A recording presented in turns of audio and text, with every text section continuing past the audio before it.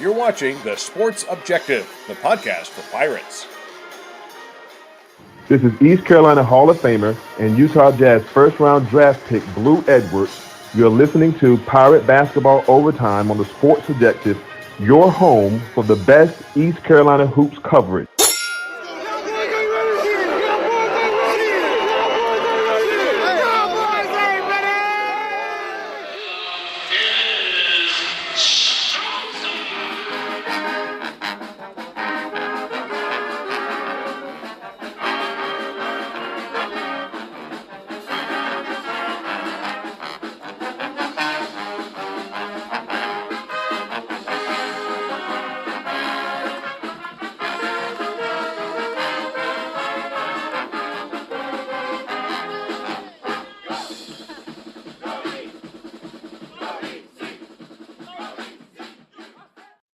What's going on, Pirate Nation? Welcome into the season debut of Pirate Basketball Overtime here on the Sports Objective.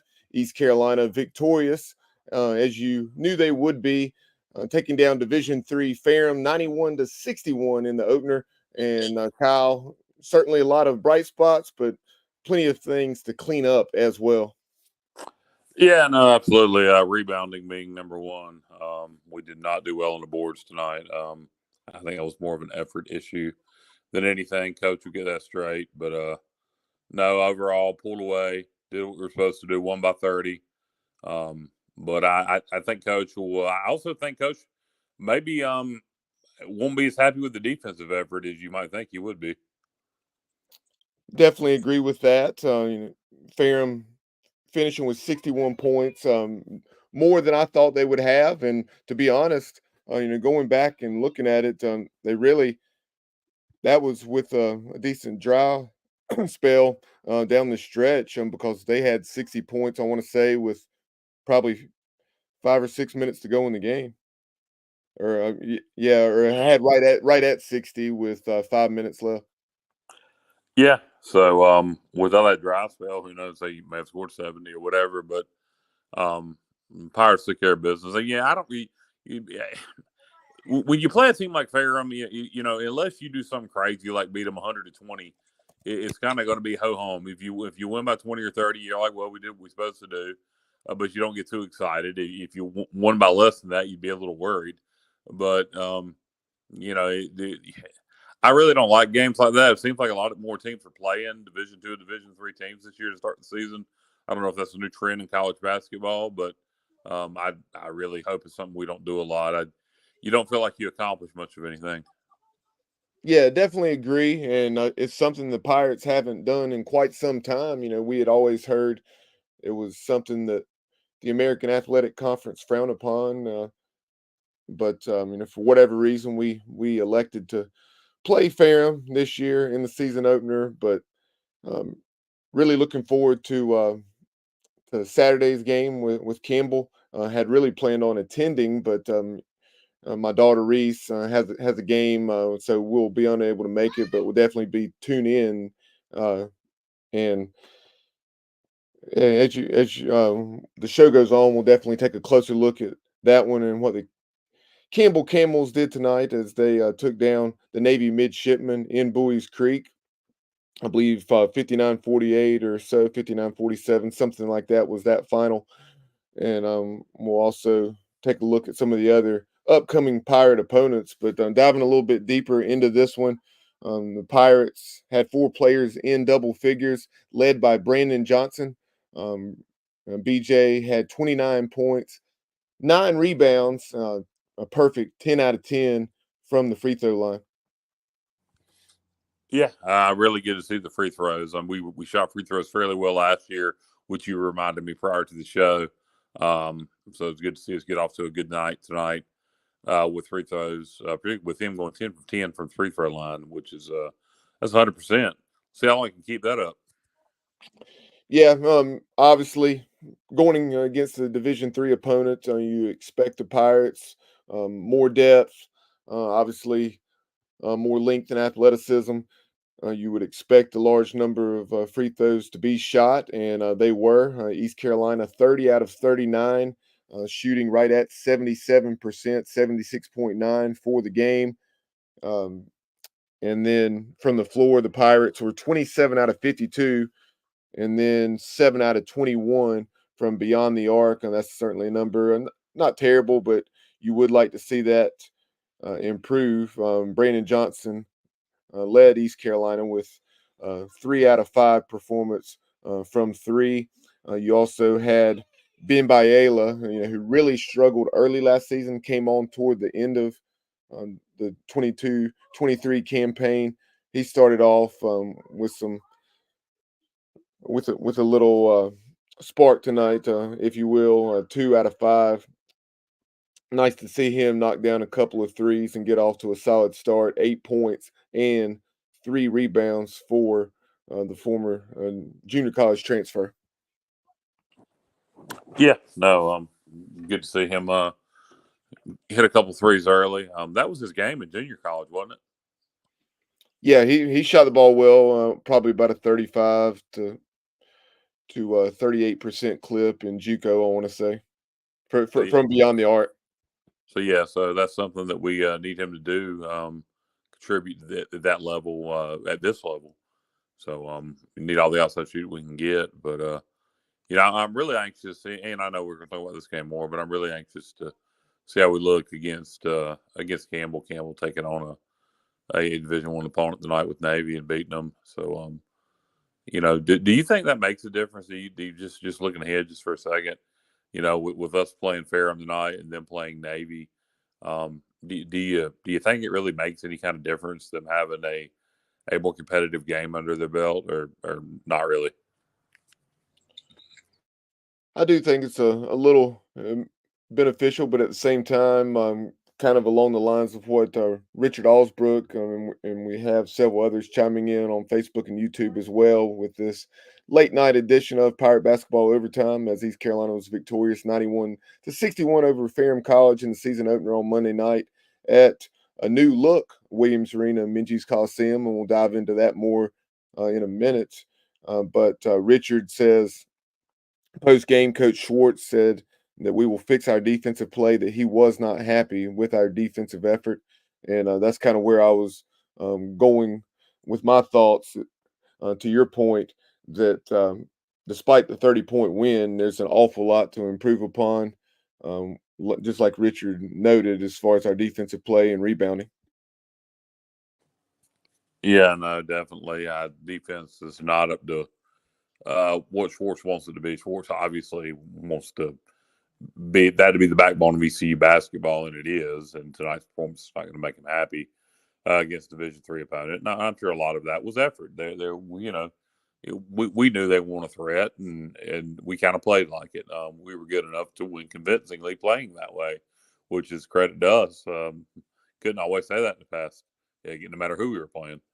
But yeah, the rebounding definitely was effort, and a lot of the defense was too.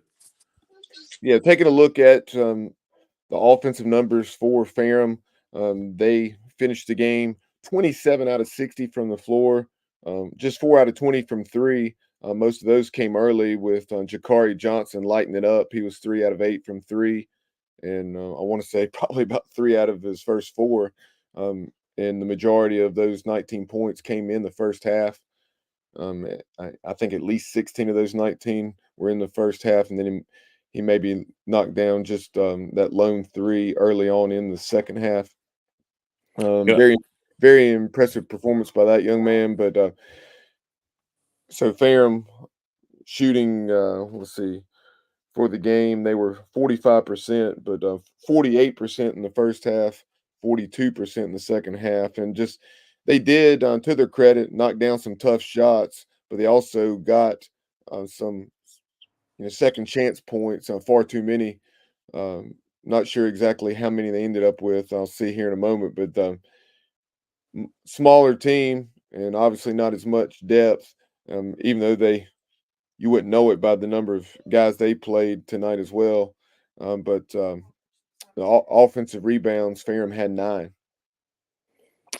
Yeah, they did play a lot of players. Obviously, Ferrum trying to figure out who they're going to play. Completely new completely new team there. I believe that not a single return player on that roster. Total rebuild with transfers, etc. Hey, Bubba, did I ever tell you about the time I was up at in Ferrum, Virginia there, and stopped at the only hotel in town? No, you haven't. I asked the clerk, "Could I get a wake up call?" And she Oh, gave me she gave me her number. yeah, I see what you did there, playing off of Yeah, side side story. story. That was hilarious, Yeah. and then of course Patrick Johnson asked him if it was what A type of wind up, and he said, "Yes, it was." yeah. Yeah, Patrick got constantly on side by his age tonight, Yeah. all night, And then he repeatedly. said, if we, I think Cy turned 73 in January. He said, hopefully, we all live to be 73 and look as good at 73 as Cy Seymour does. He definitely Shit. does not look 73 years old. I don't give a damn about looking like Cy Seymour 73. I just want to live to be 73. Exactly. But going through the scoring for the Pirates, we mentioned Brandon Johnson led 4 Pirates in double figures with his 29 points, 9 rebounds, just that 1 rebound shy of a double-double. And Brandon had a few, if not several of those a season ago. Also in double figures, Ezra Asar. Ezra in 27 minutes had 13 points, 5 rebounds. Very encouraged to see him 7 out of 10 from the charity stripe. Last year, he really struggled from the free throw line. Just 4 field goal attempts because he was getting to the line so much tonight with his athleticism. You saw just some tremendous plays. I know late in the second half, unbelievable play he made, saving the ball right in front of our bench in the corner of the court. You also had a nice play in the first half where he stole it, took it the length of the court. Unfortunately, was unable to convert. I thought he got fouled, but his athleticism for a guy that's 6'8" is tremendous. Yeah, he's an exciting player to watch. Very athletic, and only going to get better the longer he's here. R.J. Felton, he and Caleb LeCount, they both had 11. R.J. in 25 minutes was 3 out of 7 from the floor, 5 out of 6 from the charity stripe, and also pulled down 3 rebounds. And then Caleb, 3 out of 4 from the floor, 4 out of 6 from the free throw line, and also dished out 6 assists as he played 23 minutes and got the majority of the time at point guard. It didn't really seem like Bobby Pettiford Jr. Played 18 minutes. I would have No, thought that was more like 10, 11, 12 minutes, but Zip off the bench did have 18 minutes tonight. Had 4 points and a couple rebounds and a couple assists. yeah, still obviously dealing with his hamstring, but you could see flashes tonight. So he'll be a welcome addition to the basketball team. Pirates, pretty sloppy throughout, as was Ferrum. ECU turned it over 14 times, and that was something I know, in addition to the defense and rebounding, that Coach Schwartz would like to see improve significantly, because it's not like Ferrum really put any pressure on us. From a full court pressure, even a half court pressure standpoint, it was East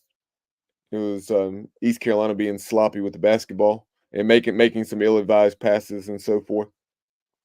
Yeah, no, I think a lot of tonight was just that sloppy play. First game. Yeah, well, not only that, we knew who we were playing. Exactly. Yeah, you line up out there with I don't know, Davidson or Furman, even, since it sounds similar. You're probably going to play a much more complete game, because you're going to have to. Yep.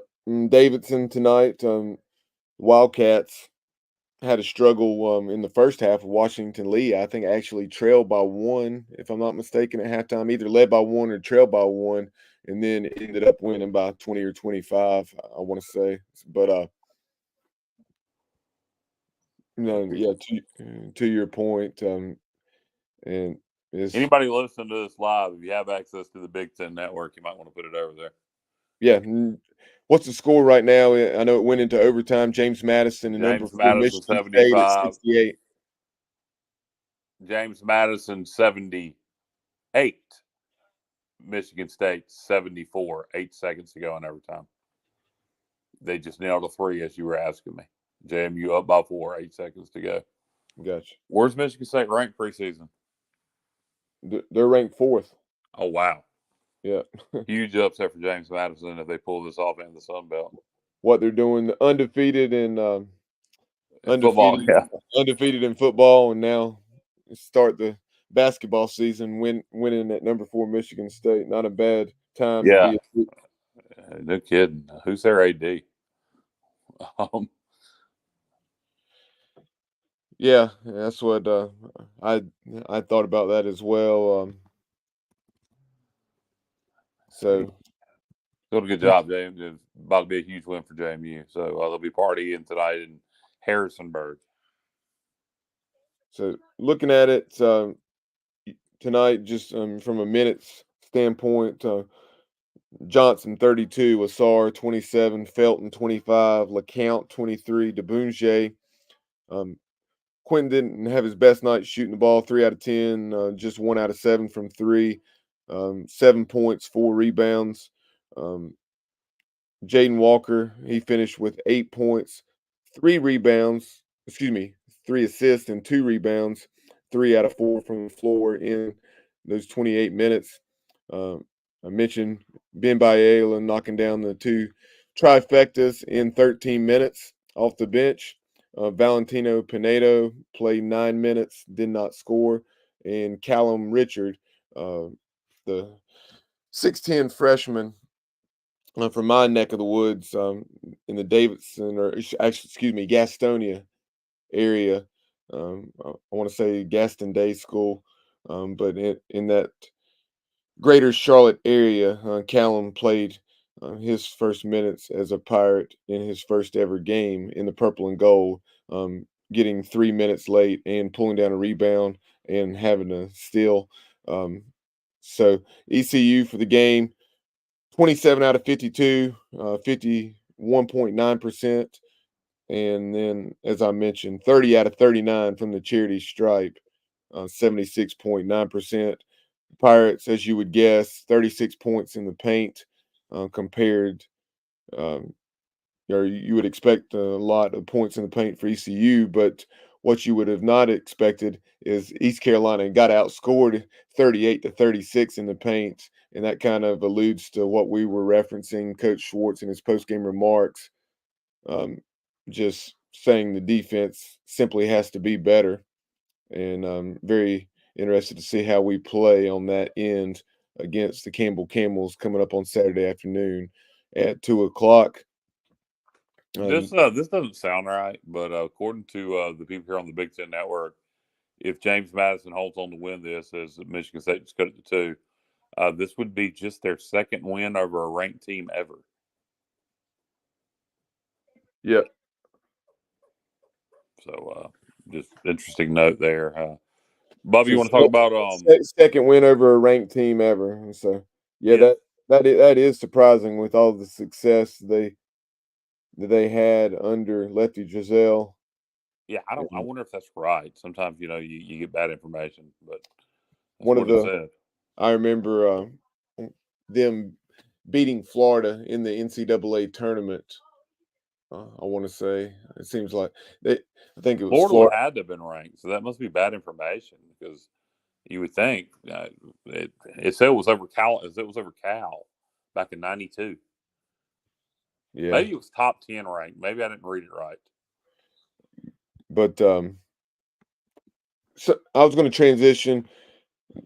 We had Justin Butts saying for the season opener against a Division III opponent, good atmosphere at Williams Arena-Minges Coliseum tonight.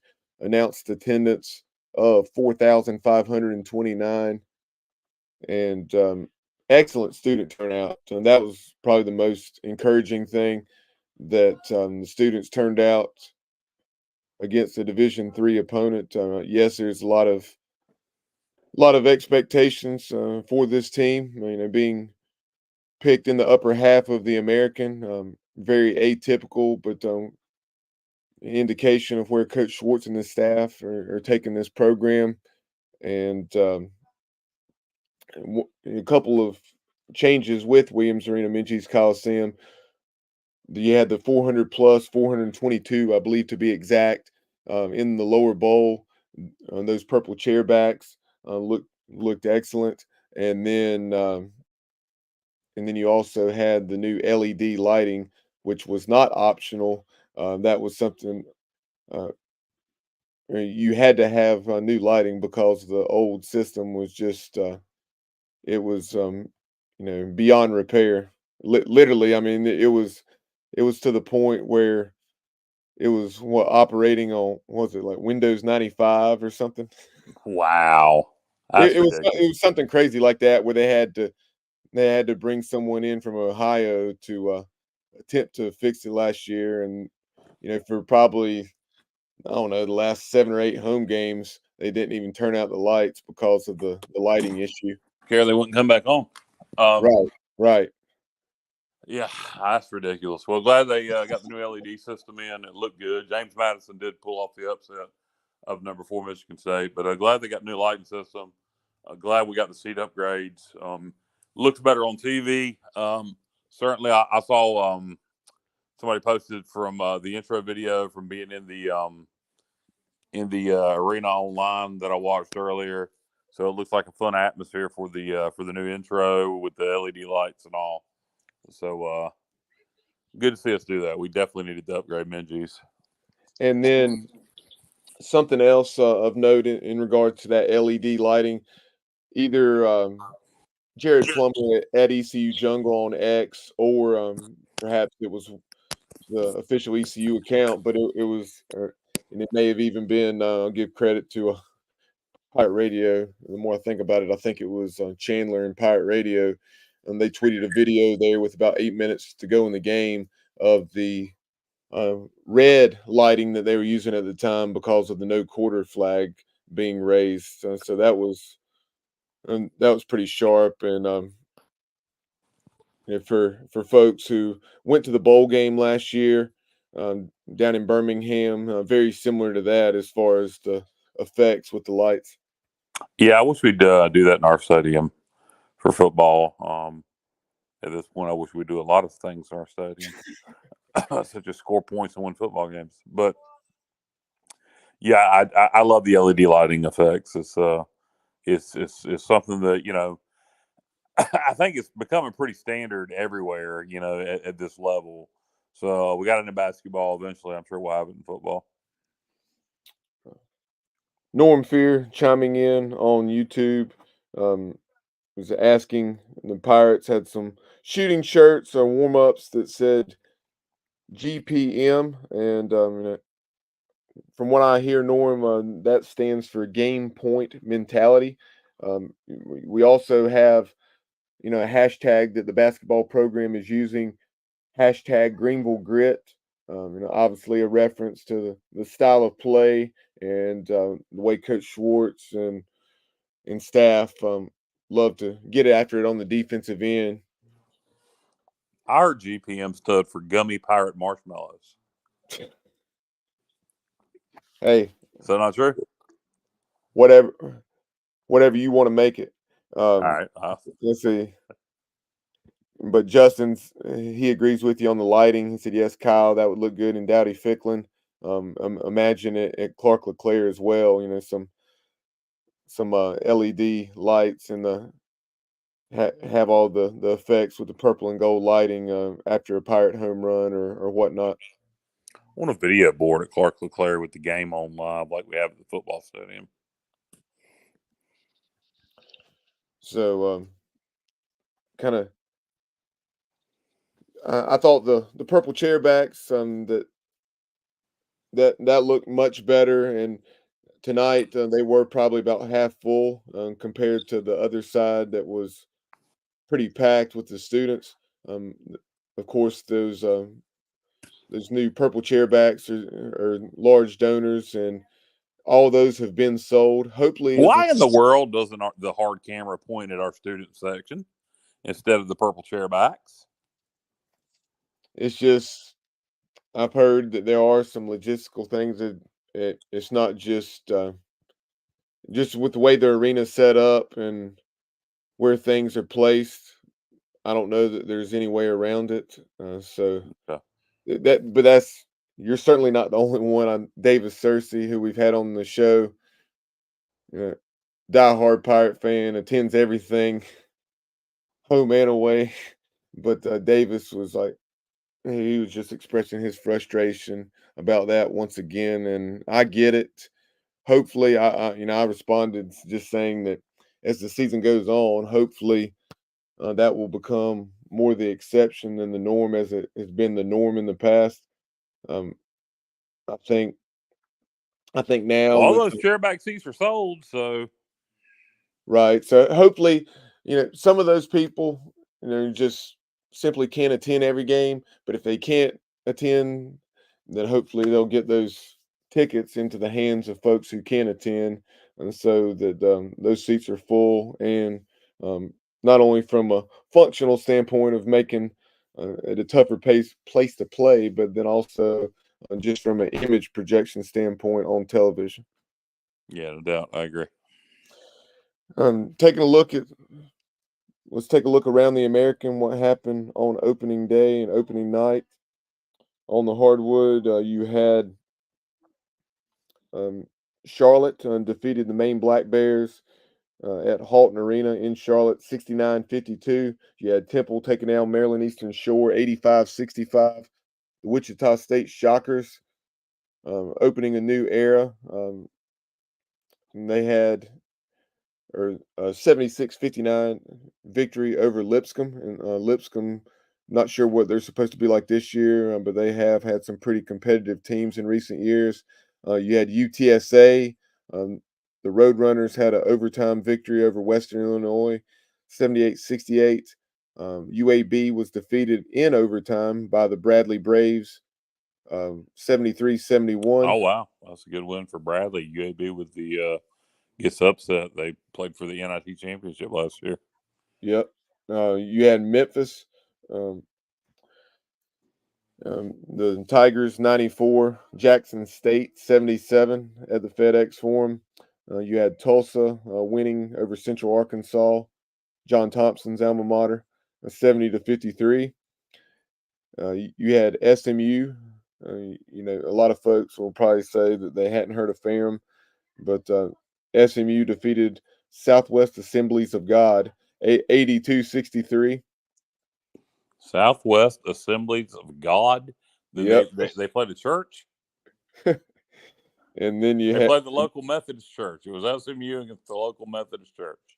And then you had, just out of curiosity, I'm going to look them up now to see if they're NAIA or Division III or what. But and then you had Tulane, Ron Hunter's ball club, defeated Nicholls State 91-81, and that game was, of course, at Fogelman Arena,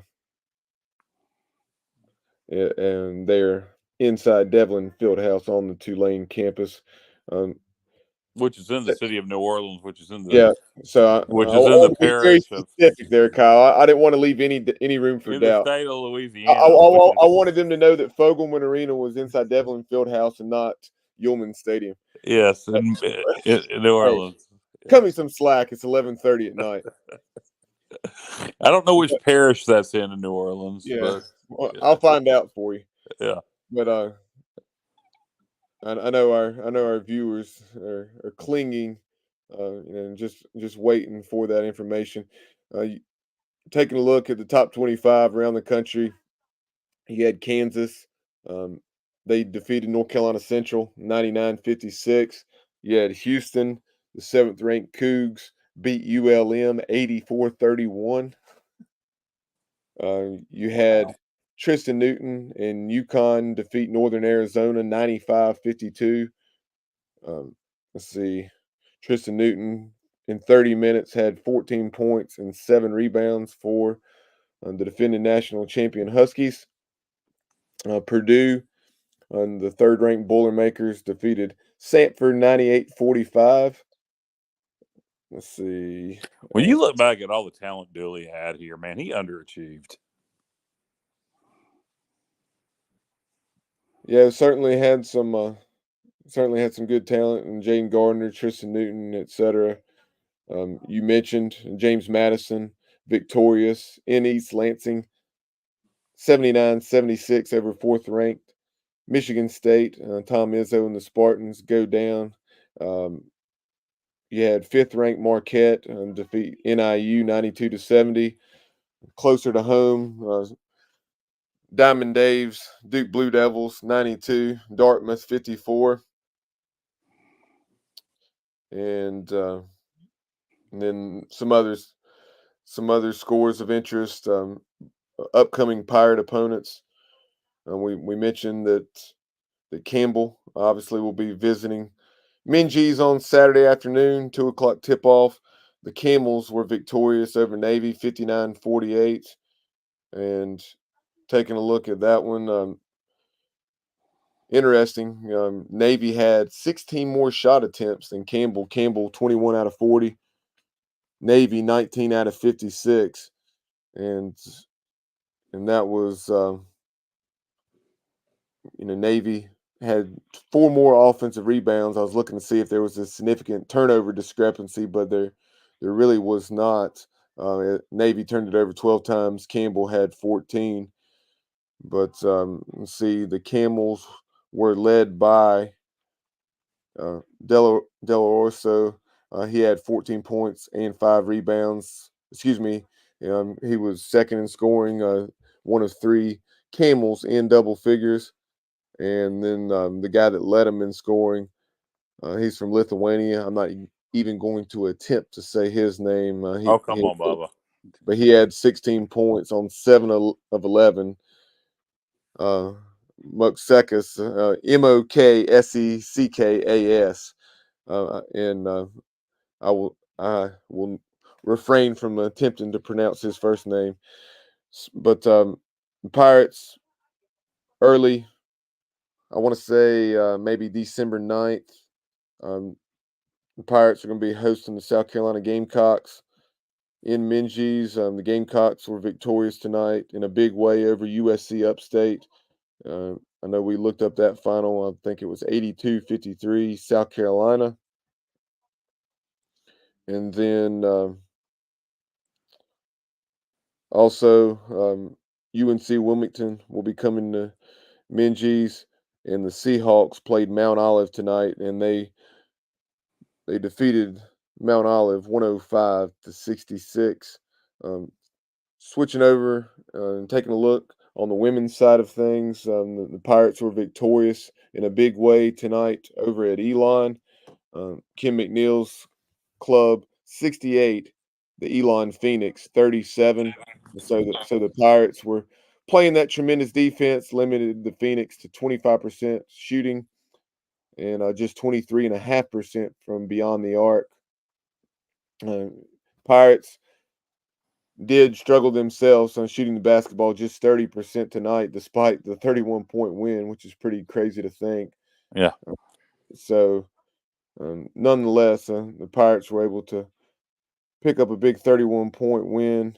Really blew the game open after leading 29-16 at halftime. Outscored Elon 26-12 in the third quarter. And ECU was led by Danae McNeil, the preseason conference player of the year in the American Athletic Conference. Last year, she was the defensive player of the year in the first team all AAC selection. Danae, in 30 minutes, 22 points, 7 out of 20 from the floor, 6 out of 11 from 3. Danae also had 5 rebounds. You had Amaya Joyner, 16 points and 7 rebounds, 8 out of 11 from the free throw line in just 19 minutes. Amaya Joyner playing just those 19 minutes due to being in foul trouble as she finished the game with 4 fouls. You also had Karina Gordon. Karina had 9 points in 19 minutes. and ECU finished the game just 9 out of 32 from three. So outside of Danae McNeil, who went 6 out of 11, the Pirates were just 3 out of 21 from beyond the arc, and that was something that was really a weakness a season ago, despite ECU winning well over 20 games and winning the AAC conference tournament. And it's something that Kim McNeil and staff really sought to improve on the recruiting trail. And we'll see as the season goes along, how that turns out. You had Tatiana Weish, one of the sisters, transferring in from Florida, for the Gators. Kim McNeil and staff had recruited them out of high school. They elected to go to Florida, but on the bounce back, they became Pirates, and Tatiana grabbed 10 rebounds tonight in her Pirate debut. And then her sister Talia also came off the bench to play 10 minutes, but did not score. And she did have a rebound. So congratulations to the Lady Pirates, or ECU women's basketball, as they prefer to be known as now, with their 68-37 victory over Elon. They will return to action on Thursday night when USC Upstate comes to Minges. They don't like to be called Lady Pirates anymore. Apparently not. I don't think it's not a big deal, but I did notice that in recent years when somebody referred to them as Lady Pirates, they corrected them, saying it was ECU women's basketball. So, well, I they think are ladies, right? I mean, right. Yeah, I and they're pirates. I found that interesting as well. But they're pirates. They're ladies, and they're pirates. I mean, and but for locals, folks in Eastern North Carolina, get out to Minges on Thursday night, 6 o'clock tip off against USC Upstate. It's Youth League Day, and then also replica banner giveaway, and that is, I believe, a replica banner of the championship that East Carolina won in the American Athletic Conference tournament. Eddie Payne is still with us, right? No, unfortunately, we lost Coach Payne. Okay, all right. Yeah, I was thinking East Carolina, USC Upstate, the battle. right. Yeah, the battle for Eddie Payne, but we can still say the battle for Eddie Payne. But I will refrain from making the joke I was going to make out of respect for the deceased. Yeah, and Eddie Payne, he certainly left his mark on that program, guiding it from the USC Spartanburg, Division II, and then up through Division I ranks, and took them to the tournament one year, if I remember right.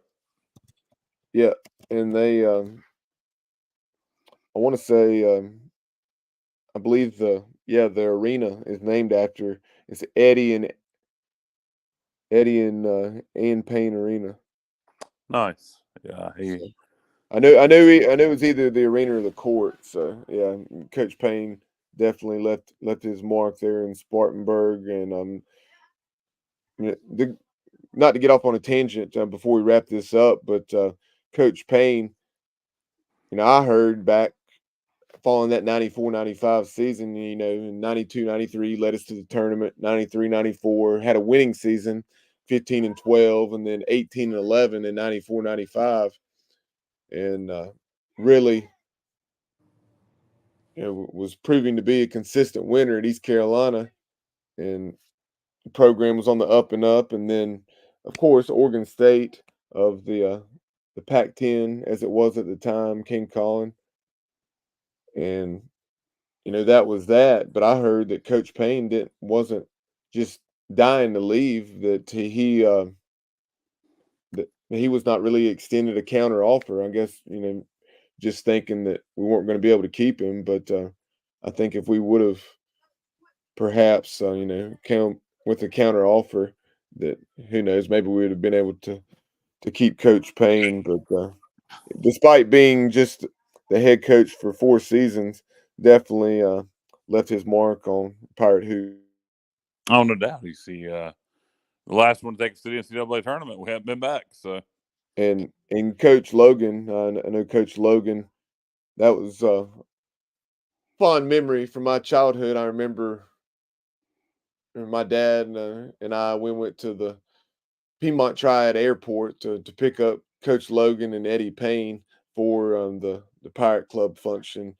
I guess it was Coach Logan's first year, so it was the spring of 1992 when I was what 10 or Yeah. almost 11 years old. So that was pretty memorable. Getting to have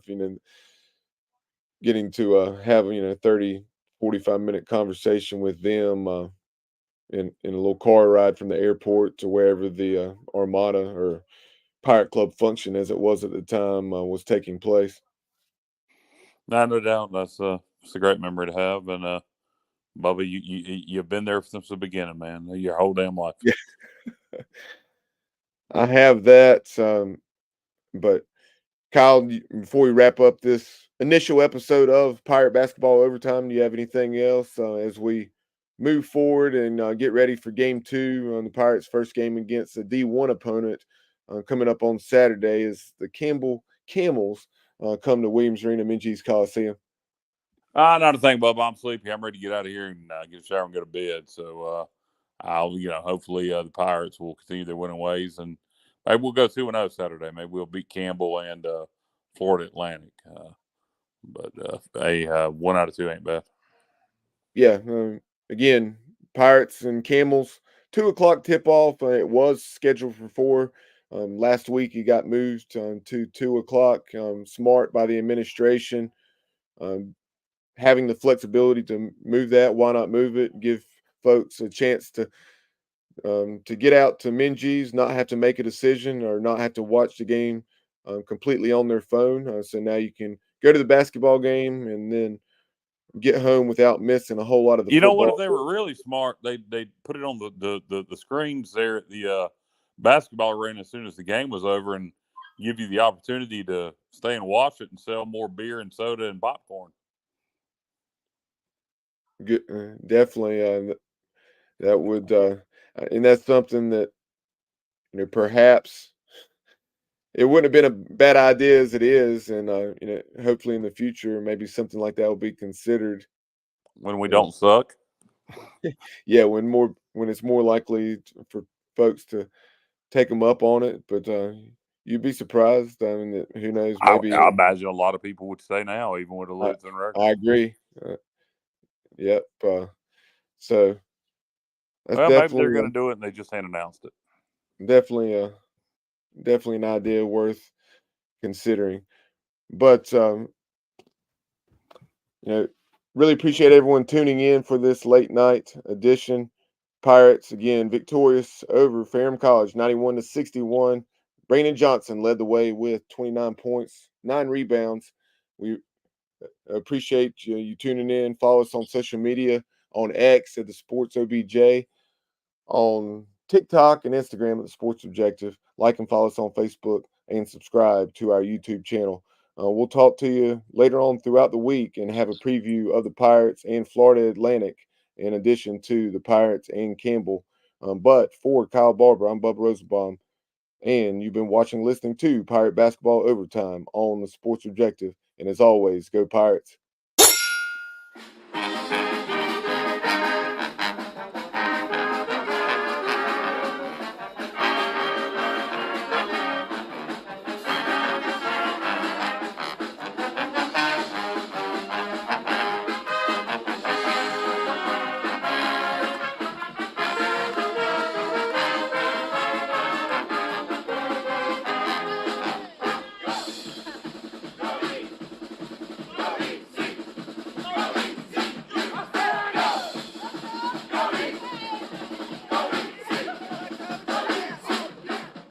You can paint this one purple.